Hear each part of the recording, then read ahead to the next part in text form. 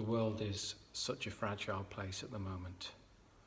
How this whole crisis, this COVID situation has humbled us, not just us as a nation, but nations across the whole world.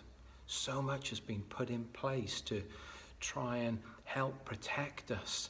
And yet we all know, and we've all been told, that just the slight change in figures, a spike again in infections, and we could be back to square one. Well, this world situation at the moment that's so fragile couldn't be more different from the psalm we're looking at today. It's Psalm 48. A wonderful, famous psalm that begins, "Great is the Lord."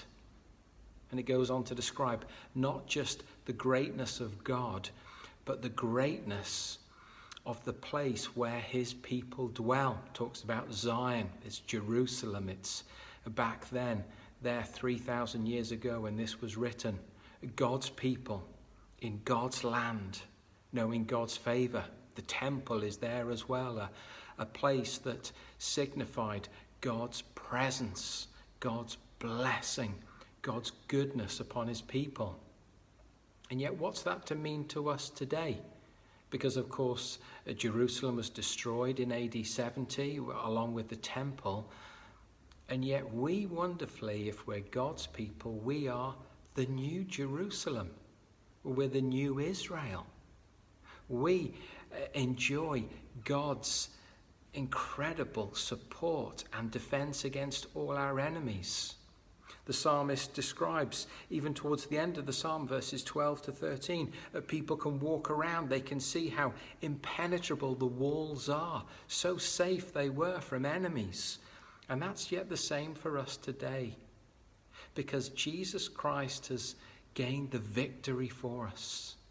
He's ultimately won the war. Daily we go through battles, but we know that ultimately the war is won.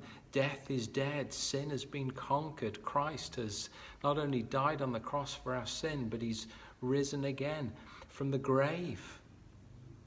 And so we know that we're more than conquerors. And while there is no physical temple, we incredibly have the Holy Spirit come and live within us. So that's how sure, that's how confident we can be when we face life's struggles and difficulties. God is within us. What a promise.